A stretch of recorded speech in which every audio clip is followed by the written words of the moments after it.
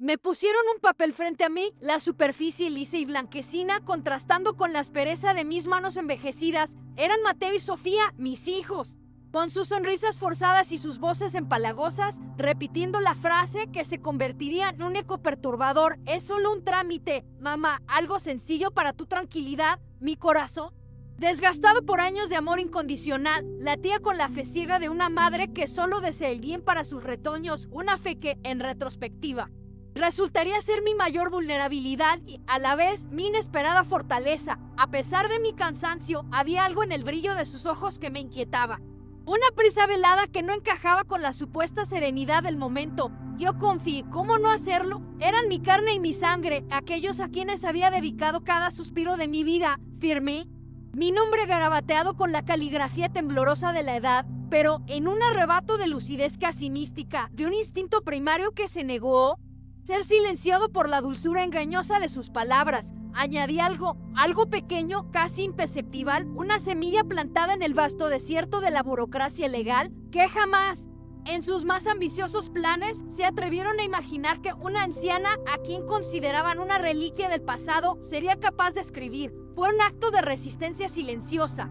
Un grito ahogado en el papel que, en su momento, solo yo escuché. No sé si fue intuición o simplemente la vasta y dolorosa experiencia de una vida larga, mientras mis hijos, Mateo y Sofía, hablaban con una prisa febril, sus gestos nerviosos delatando una impaciencia apenas contenida, como si mis pausas para reflexionar o mis preguntas, por más inocentes que fueran, fuesen obstáculos molestos en su camino hacia un objetivo oculto. Algo dentro de mí se encendió. No fue un estruendo ni una explosión dramática, sino un pequeño y persistente fulgor, una chispa que, a pesar de los años de complacencia y silencio autoimpuesto, conservaba la capacidad de iluminar la oscuridad de la manipulación.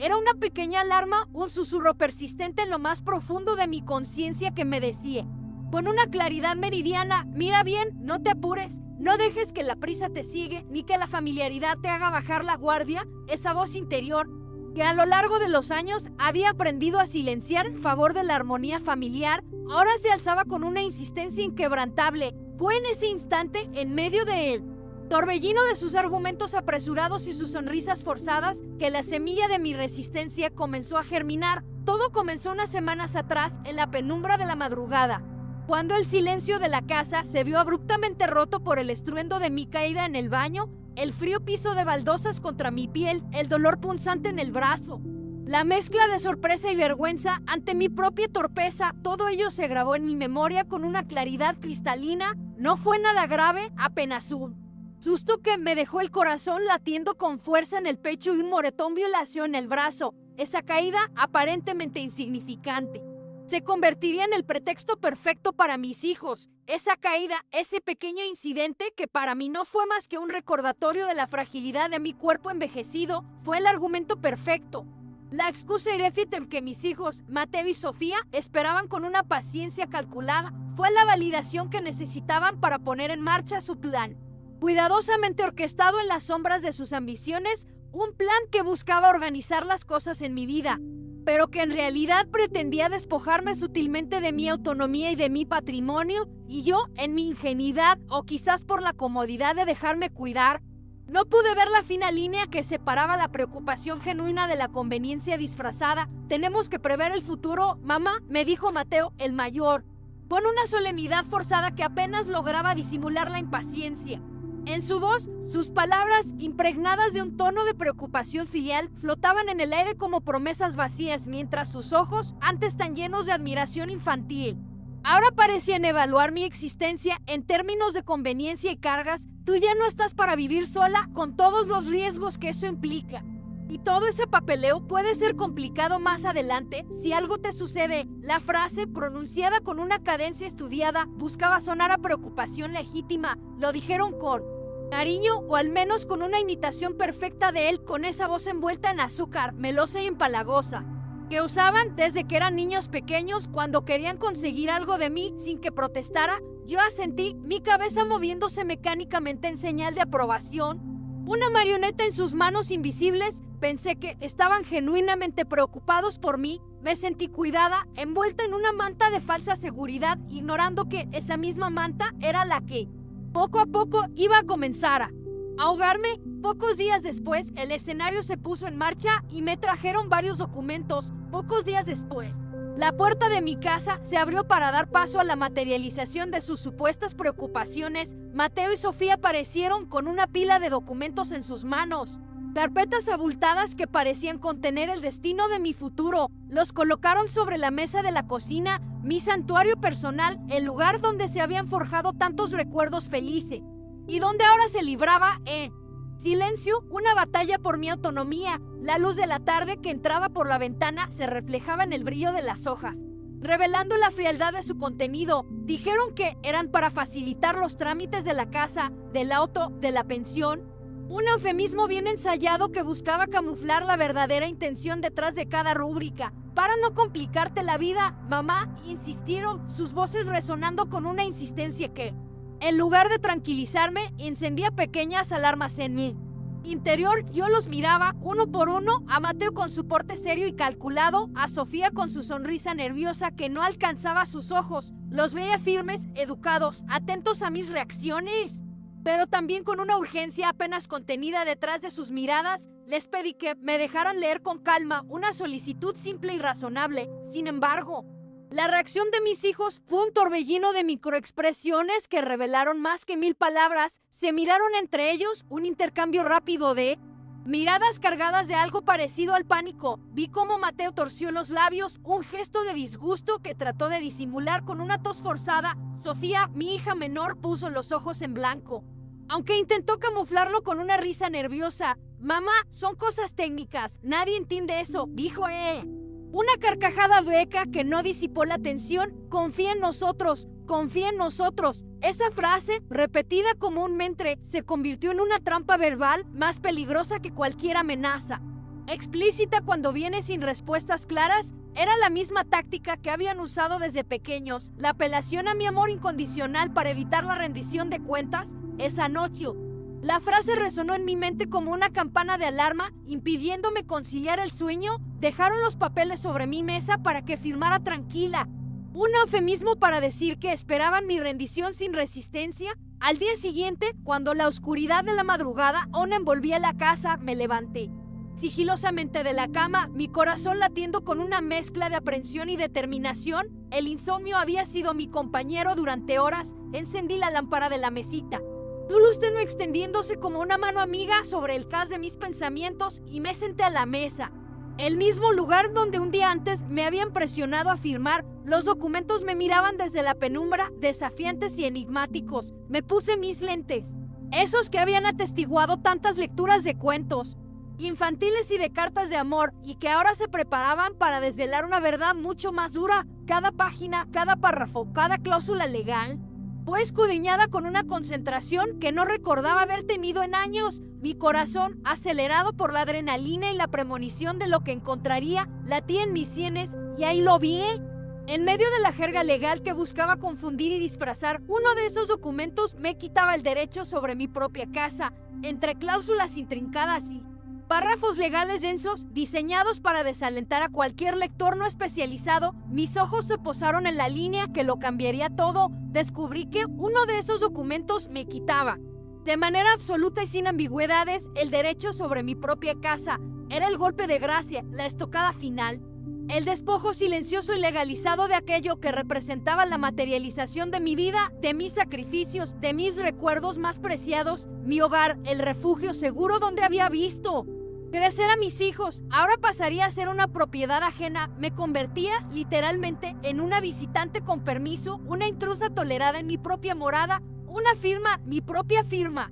El acto de confianza que ellos habían manipulado sería el sello que legitimaría su control, y ellos, mis hijos, Mateo y Sofía, pasarían a ser dueños de todo, de la casa, de mis pertenencias, de mi independencia, de mi futuro. La comprensión me golpeó con la fuerza de un rayo, dejándome sin aliento, pero, extrañamente, sin lágrimas. No sentí la necesidad de gritar ni de llorar en ese instante. Solo pensé con una claridad fría y contundente en todas las veces que me habían tratado como una carga. No lloré, no grité, no los enfrenté en ese instante en medio de la oscuridad de la madrugada. Solo pensé, Con una frialdad y una lucidez que me sorprendieron a mí misma, pensé en las veces que me dejaron esperando un domingo, plantada en la sala, con la mesa puesta y la comida lista. Recordé las llamadas no respondidas, los mensajes sin contestar, los silencios ensordecedores. Rememoré las decisiones importantes tomadas sin preguntarme, como si mi opinión ya no tuviera valor.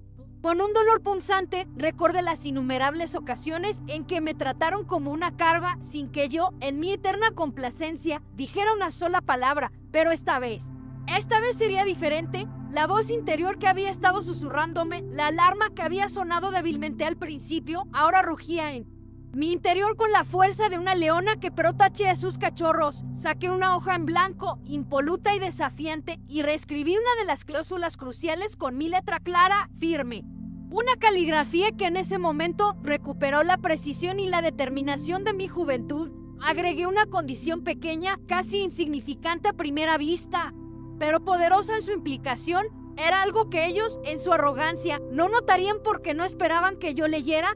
Era una frase que parecía inofensiva, una simple adición burocrática, una formalidad más en el vasto mar de términos legales, pero en su simplicidad residía su poder, su capacidad de transformar la narrativa y de revertir el curso de los acontecimientos. Esa pequeña enmienda, cuidadosamente redactada con mi propia pluma, cambió absolutamente todo. Porque insertaba un requisito fundamental, una condición indispensable para la validez de cualquier acción futura que quisieran emprender sobre mi propiedad. Era una trampa. Legal, sí, pero una trampa diseñada para protegerme, para devolverme el control que intentaban arrebatarme con tanta desfachatez. Al día siguiente, cuando vinieron a recoger los documentos, actué con una calma que me sorprendió a mí misma, una serenidad que era la fachada perfecta para la tormenta que bullía en mi interior. Fingí estar tranquila, mis manos sirviendo el café con una firmeza que desmentía la furia contenida que me carcomía. Los escuché hablar de sus planes, de los abogados que los asesoraban, de cómo estaban ayudándome a asegurar mi futuro. Y luego, con un gesto que parecía de rendición, firmé mi mano temblorosa, no por miedo, sino por la emoción contenida de un plan que estaba a punto de ejecutarse. Les entregué el sobre, sellado con mi destino y el de ellos, agradeciéndoles con una sonrisa que era mitad alivio, mitad triunfo silencioso. No dijeron nada más, recogieron todo y se fueron satisfechos. Les entregué el sobre con los documentos finalizados. Mi sonrisa, una delicada obra de arte de disimulo, era el telón que cubría la verdadera trama que se desenvolvía en mi interior, agradeciéndoles con una voz suave, casi inaudible. Les hice creer que su misión de control había sido exitosamente completada. No dijeron nada más. Sus rostros, antes tan preocupados por mis preguntas, ahora reflejaban una satisfacción desbordante.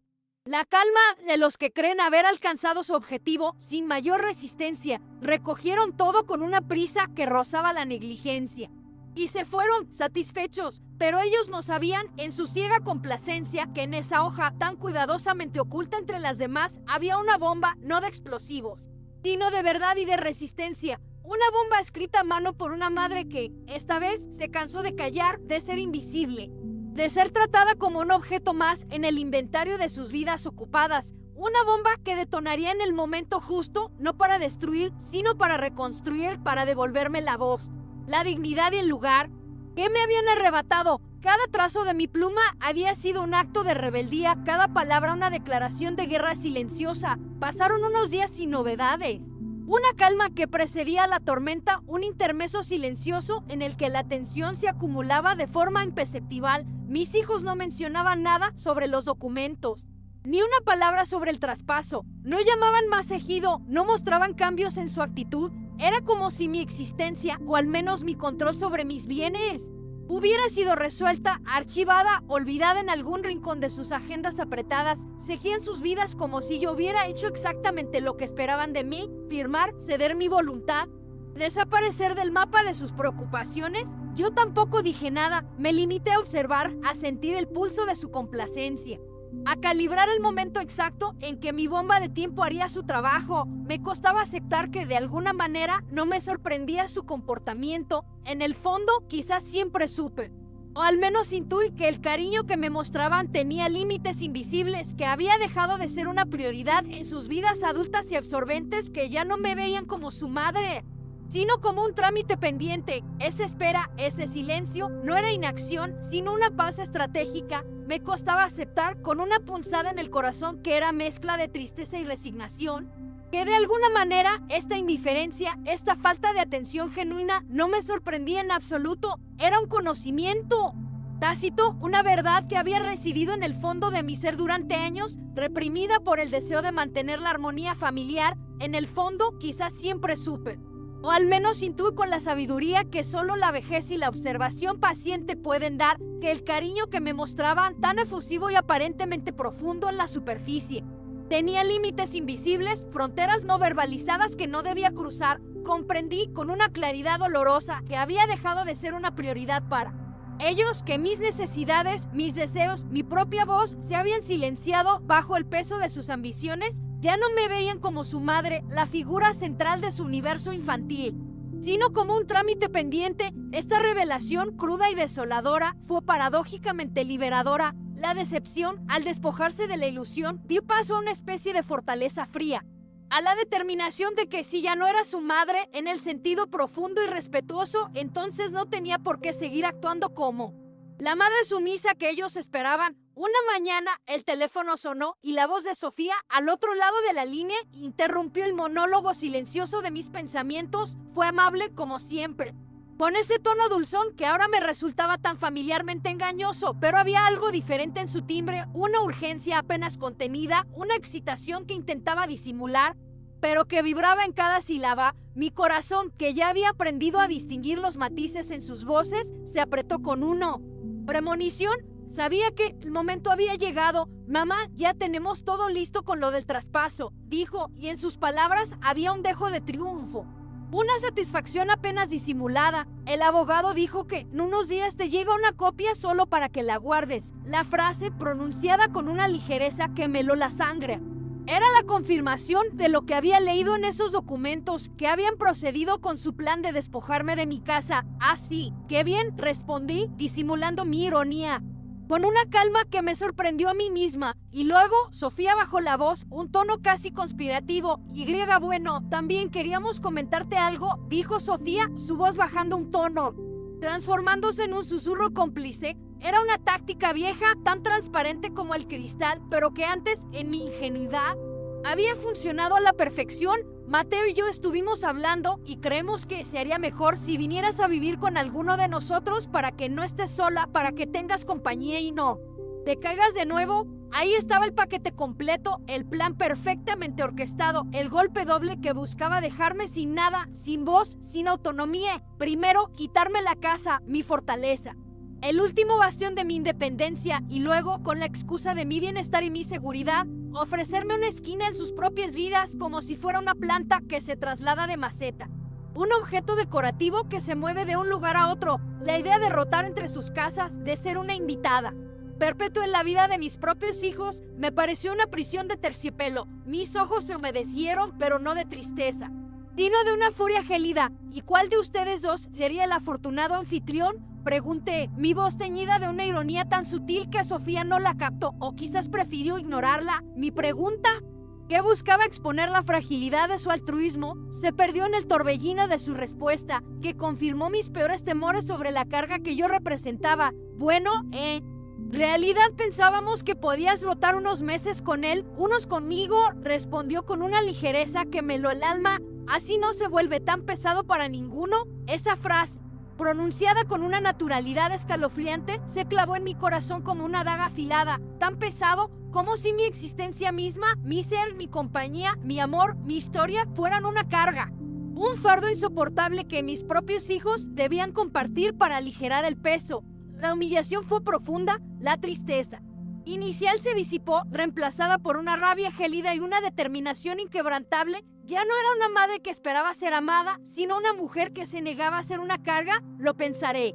respondí con un tono neutro, mi voz una planicie sin emociones que ocultaba el volcán en erupción que se agitaba en mi interior. Las palabras de Sofía aún resonaban en mis oídos, el eco de tan pesado martillando mi cerebro, pero logré mantener la compostura. Gracias por la preocupación, añadí, una Frase vacía que salía de mis labios sin ningún sentimiento genuino. Colgué el teléfono con una suavidad que contrastaba con la fuerza de la rabia que me invadía. Me quedé mirando el aparato. Un objeto inanimado que había sido el conducto de la traición, y mi mano, que aún lo sostenía, comenzó a temblar, no de tristeza ni de miedo, sino de una furia contenida.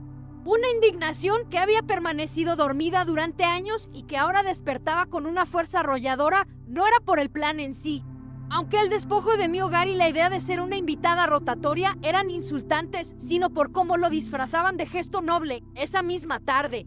Impulsada por la marea de emociones que me desbordaban, tomé el viejo cuaderno donde siempre he escrito lo que no me animo a decir en voz alta, mi confidente silencioso. El receptáculo de mis pensamientos más íntimos, sus páginas amarillentas, testigos mudos de décadas de secretos guardados, ahora se preparaban para recibir una nueva historia, una de resistencia y de despertar. La pluma, mi antigua compañera, se deslizó sobre el papel con una urgencia que no sentía desde mis años de juventud. Allí volqué todo, cada sospecha que había germinado en el silencio de mis noches de insomnio. Cada palabra no dicha que se había atragantado en mi garganta, cada herida acumulada por años de complacencia, escribí con una furia liberadora. Una catarsis que me vaciaba de la amargura y me llenaba de una determinación gélida. Ellos creen que me ganaron, que me convencieron con sus tácticas de manipulación, pero no vieron lo que escribí. No saben que dejé una puerta abierta solo para mí. Ellos creen que me ganaron, que su estratagema de buenas intenciones disfrazadas de manipulación fue un éxito rotundo. Están ciegos a la verdad, enceguecidos por su propia arrogancia y su desprecio por mi intelecto. Pero lo que no saben, lo que jamás sospecharon, es que no vieron lo que escribí, la pequeña enmienda que, como un virus informático, se insertaría en el sistema para desmantelarlo desde dentro. No saben que dejé una puerta abierta, sí, pero no para ellos, sino una puerta abierta solo para mí, una vía de escape. Un camino hacia la recuperación de mi voz, la cláusula que modifiqué, esa pequeña adición que parecía una formalidad más en el intrincado laberinto de la burocracia legal.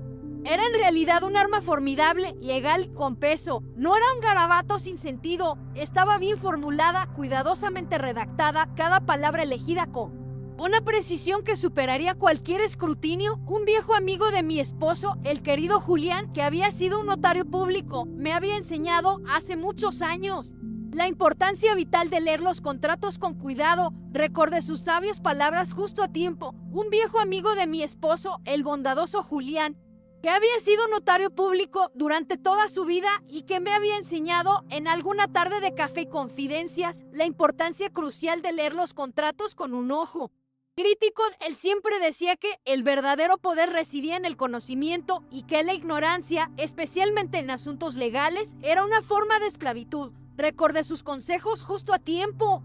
Sus palabras resonando en mi mente como una advertencia oportuna. Fue como si, desde el más allá, Julián me estuviera guiando. Agregué que cualquier cambio sobre el inmueble, cualquier decisión que afectara mi casa, debía ser notificado y aprobado por mí por escrito en cada ocasión, sin excepciones. Además, y aquí residía la verdadera bomba legal, especifiqué que si yo no estaba de acuerdo con el uso propuesto con cualquier transacción, esta sería nula. Lo hice parecer una formalidad más, una cláusula de procedimiento, una adición inocente que solo buscaba garantizar la transparencia, pero que en realidad era una trampa legal cuidadosamente diseñada para protegerme. A los pocos días, la calma tensa que había reinado se rompió con la visita de Mateo. Apareció en mi puerta con su habitual semblante serio, pero con una chispa de anticipación en los ojos que no pude ignorar. Era la señal, el primer eslabón de la cadena que me llevaría a la confrontación. Mamá, quería hablar contigo sobre la casa, dijo, con una voz que intentaba sonar casual, pero que traicionaba una impaciencia apenas contenida. Estamos pensando en hacer unas reformas, ya sabes, modernizarla un poco para que sea más fácil de mantener, soltó Mateo, su mirada esquiva, evitando la mía. Tal vez alquilarla unos meses mientras tú te adaptas en el departamento de Sofía, un lugar más cómodo. Lo miré fijo, mi mirada una daga silenciosa que buscaba penetrar en la máscara de su supuesta preocupación. ¿Alquilarla? Sin preguntarme primero. La audacia de su plan me dejó sin aliento, pero en lugar de enfurecerme, me llenó de una calma gélida. Lo miré fijo, mis ojos clavados en los suyos, buscando un atisbo de duda, de remordimiento, de cualquier emoción que no fuera la calculada indiferencia que adornaba su rostro. Alquilarla, murmuré para mis adentros, sin preguntarme primero, sin el más mínimo respeto por mi voluntad. La sangre me hirvió en las venas. Pero la compostura que había cultivado durante años y que ahora se transformaba en una armadura de acero, me impidió explotar. Bueno, técnicamente ya no necesitas preocuparte de eso, respondió Mateo con un tono condescendiente, una sonrisa de suficiencia que me provocó un escalofrío. Firmaste el traspaso, ¿recuerdas? Ya todo está en orden. Mamá, la frase cargada de una arrogancia velada era el clímax de su victoria percibida, pero yo sonreí, una sonrisa que no llegó a mis ojos. Una expresión enigmática que lo descolocó por un instante. ¿Y tú leíste lo que firmaste? Pregunté, mi voz tranquila. Te aconsejo que revises la cláusula 4. Inciso C. Justo antes del cierre, le dije, mi voz aún tranquila, casi didáctica. Mis palabras resonaron en el silencio de la sala, cada una de ellas cargada de una intención que él aún no lograba descifrar. Frunció el ceño, una expresión de confusión que se instaló en su rostro. Sacó su teléfono con manos que ahora no parecían tan firmes y buscó el archivo digital de los documentos. Sus ojos se movían rápidamente por la pantalla, escudriñando las líneas de texto que antes había pasado por alto, y a medida que leía, su cara fue cambiando, una metamorfosis lenta pero innegable. Primero el frío cálculo, luego la sorpresa incrédula, seguida de una confusión creciente que se transformó en pura exasperación. ¿Qué es esto?, espetó, su voz una mezcla de incredulidad y furia. La máscara de su autosuficiencia se había resquebrajado, revelando la vulnerabilidad de su engaño. Eso, querido Mateo, le dije, mi voz adquiriendo una firmeza que no le había escuchado en años. Eso es mi manera de decir que todavía sé leer y que también sé protegerme. Mis palabras resonaron en la sala, cargadas de una calma serena que lo desarmó por completo. La máscara de su control se había caído, revelando la vulnerabilidad de su engaño. Y en sus ojos vi la comprensión dolorosa de que había subestimado gravemente a su madre. Pero no puedes cambiar así un documento sin avisar, balbuceó. Su voz ahora un murmullo de incredulidad. No lo cambié después, lo escribí antes de firmar. Tú dijiste que confiara. Yo confié en mi propio criterio, la verdad, simple y contundente.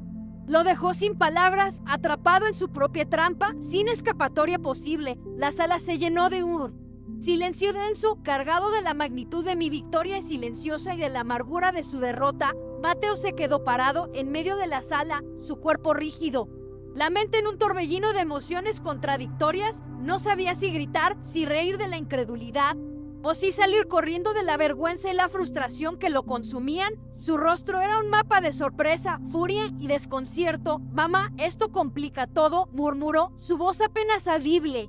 Una admisión tácita de la derrota. No, Mateo, no.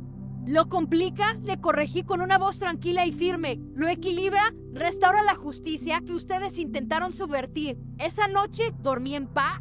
Un sueño profundo y reparador que no había experimentado en años. Por primera vez en mucho tiempo me sentí fuerte, no con la fuerza de la confrontación, sino con la fortaleza que nace de haberme escuchado a mí misma, de haber roto ese viejo hábito de complacer por miedo, no por haberlos vencido, sino por haberme escuchado a mí misma, por haber honrado mi intuición, por haber confiado en mi propio juicio por encima de las presiones externas. Fue una liberación profunda, el acto de romper ese viejo y dañino hábito de complacer a los demás, de silenciar mi propia voz y mis propios deseos por el miedo a la desaprobación. Esa noche, el peso de años de complacencia se levantó de mis hombros y respiré por primera vez el aire puro de la libertad. Mateo se marchó sin decir adiós, su partida tan abrupta como su llegada, un eco de su frustración resonando en el portazo que cerró con un golpe seco. Era el sonido de su rabia impotente, de su incredulidad ante mi resistencia. Yo me quedé sentada en mi sillón favorito,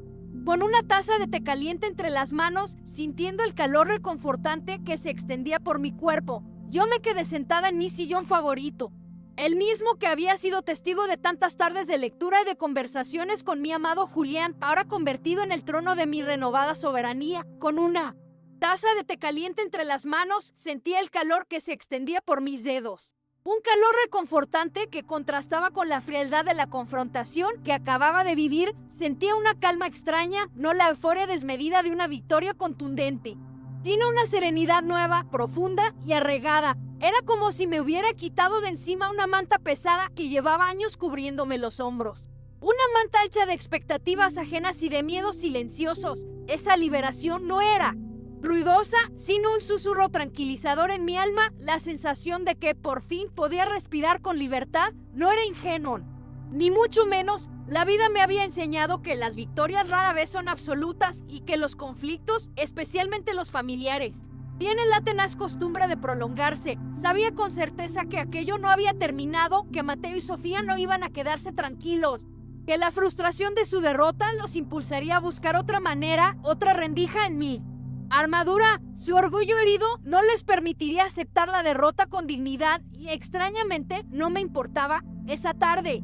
La ligereza de mi espíritu era tal que decidí romper con todas las rutinas que me habían encadenado a una vida de servicio silencioso. Ese día no cociné para nadie más que para mí, no barrí la casa, no respondí mensajes, me senté en el jardín, un lugar que siempre había amado pero que rara vez disfrutaba plenamente, y observé las plantas con una atención renovada. Recordé a mi madre, una mujer de carácter fuerte y pocas palabras, que siempre decía con una sabiduría ancestral: una mujer vale por lo que se calla, pero se libera por lo que dice y decir. Sus palabras resonaron en mi mente como una revelación, un eco de verdades que había ignorado por demasiado tiempo. Era la confirmación de que mi reciente acto de resistencia no era un capricho de la vejez, sino una necesidad vital. Esa noche, mientras la luna se asomaba tímidamente por el horizonte, el teléfono volvió a sonar. Era Sofía. «Mamá, ¿qué hiciste?», preguntó. Su voz ya no era dulce ni disfrazada de preocupación. Era distinta, cruda, directa, casi rabiosa.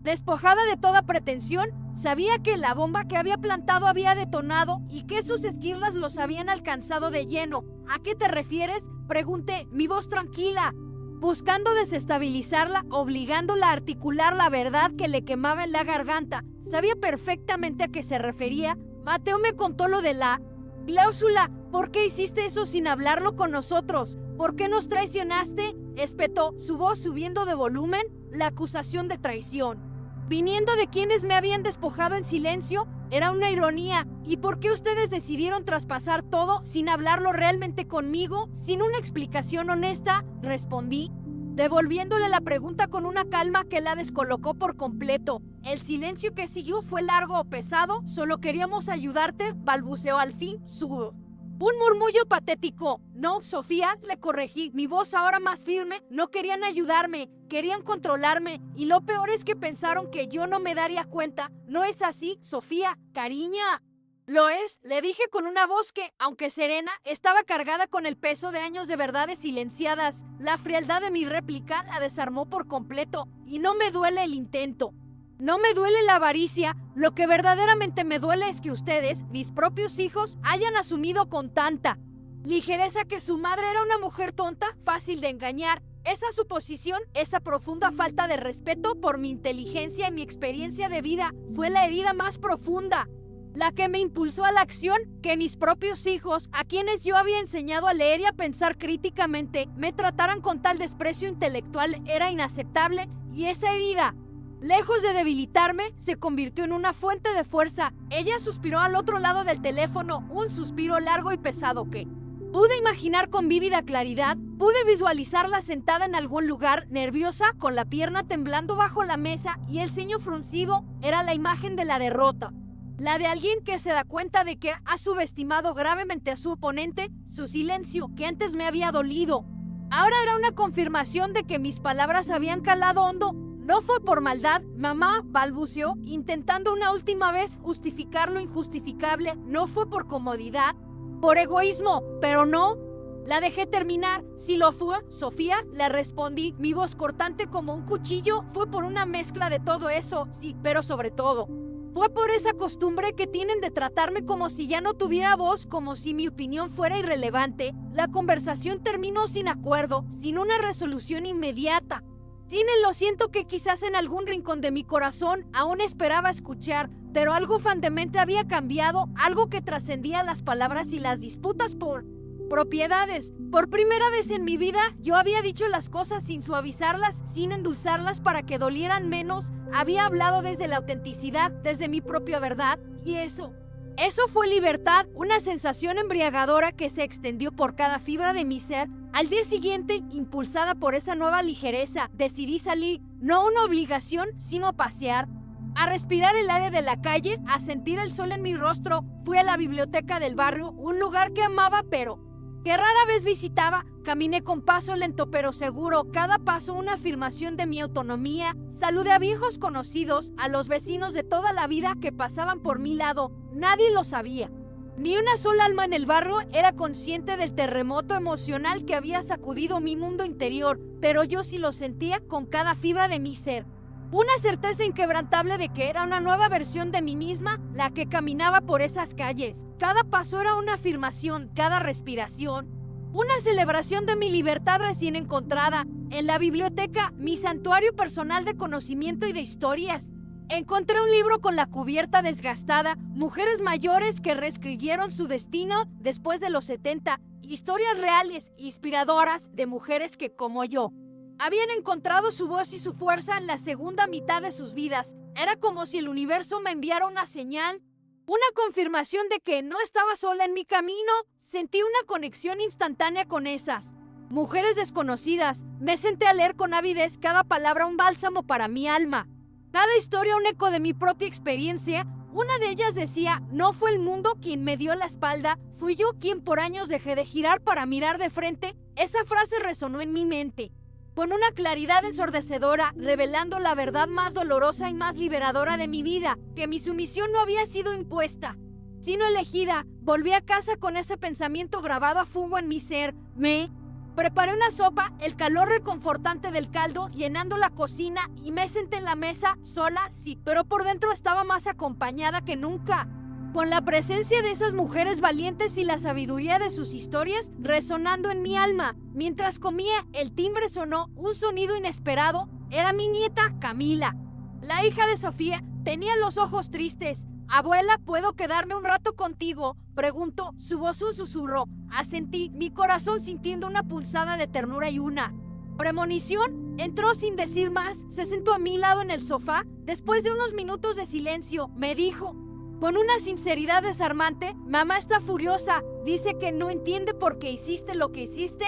Y entonces, con una valentía que me sorprendió, me miró a los ojos y añadió: ¿y tú? ¿Y tú?, le pregunté, mirándola con la ternura más profunda que podía expresar. Sus ojos, limpios y sinceros, me devolvieron la mirada con una madurez que trascendía su corta edad. Yo sí entiendo, abuela, de verdad, sí entiendo, me dijo, porque te vi, abuela, vi cómo te apagabas, cómo hacías todo por ellos y apenas si te miraban. Yo también pensé que era normal, pero ahora veo que no lo era. La emoción me embargó, un nudo se formó en mi garganta. Ella tomó mi mano. Yo no quiero ser como ellos, abuela, quiero que me enseñes cómo ser diferente, dijo Camila, su pequeña mano entrelazándose con la mía, y lo supe con una certeza inquebrantable que aunque mis hijos quizás nunca cambiaran, que aunque el perdón y la comprensión fueran un camino largo y doloroso para ellos, la siguiente generación, la sangre de mi sangre, sí podía ver, sí podía entender, sí podía heredar una sabiduría diferente. Esa noche, mientras la casa se sumergía en el silencio de la madrugada, escribí una frase nueva en mi cuaderno: no lucho por venganza, lucho para que alguien alguna vez diga, ella me enseñó a no callar. La visita de Camila me dejó una sensación cálida en el pecho, una paz profunda. Saber que ella había visto lo que otros no querían ver me confirmó que no todo estaba perdido, pero la calma no duró mucho. 2 días después, el timbre de la puerta volvió a sonar, y la presencia de Mateo en mi umbral fue una señal inequívoca de que la batalla no había terminado. Esta vez, sin embargo, no estaba solo. Lo acompañaba un hombre joven, impecablemente trajeado, con un maletín de cuero en la mano y un rostro que no me inspiró nada bueno. Era la imagen de la legalidad, sí, humanidad. Mamá, este es el doctor Galvez, nuestro abogado, dijo Mateo sin rodeos, su voz carente de la dulzura que solía usar para manipularme. Queremos revisar algunos detalles del documento que firmaste. El doctor Galvez me saludó con una sonrisa forzada y extendió una mano fría que apenas estreché. Le ofrecí pasar, mi voz tranquila. Nos sentamos en la sala, yo con mi cuaderno en las manos, ellos con carpetas abultadas y papeles. Señora, comenzó el abogado, su voz profesional y fría, su mirada escrutando mi rostro en busca de alguna señal de nerviosismo. Hay un punto en el documento que nos llamó poderosamente la atención, algo que no concuerda con el borrador original. Él se inclinó ligeramente, sus ojos clavados en mí, esperando mi reacción. Esta cláusula final, la del inciso C, no estaba prevista. Así es, respondí, mi voz serena y firme. Yo la redacté a mano, sin el consentimiento de las otras partes, con mi propio consentimiento, que es el único que vale en este documento, porque sin mi firma, nada de esto tendría validez legal alguna. Mis palabras, simples pero contundentes, desarmaron su argumento, dejando al abogado y a Mateo sin respuesta. En medio de un silencio denso, Mateo se agitó en su asiento, su rostro una mezcla de furia y frustración. «Mamá, esto puede traer problemas legales, graves problemas», murmuró. Su voz cargada de una amenaza velada. «Lo hiciste sin asesoría, sin avisarnos. ¿Acaso ustedes me asesoraron cuando decidieron redactar un documento que me convertía en una intrusa en mi propia casa?» Les cuestioné, mi voz inquebrantable. El abogado intentó intervenir, pero lo detuve con un gesto firme. «Doctor, no necesito explicaciones. Lo que hice fue completamente legal. Lo puedo probar. Tengo copia del documento. Tengo testigos de que lo firmé de forma voluntaria. Y tengo incluso pruebas de que fui presionada». Mateo me miró furioso. Sofía entró justo en ese momento. «¿Qué estás intentando, mamá? ¿Dividirnos? ¿Manipularnos con este show?» Me puse de pie. «No intento dividirlos. Ustedes ya se dividieron solos cuando decidieron excluirme de las decisiones. Lo único que hago ahora es poner límites».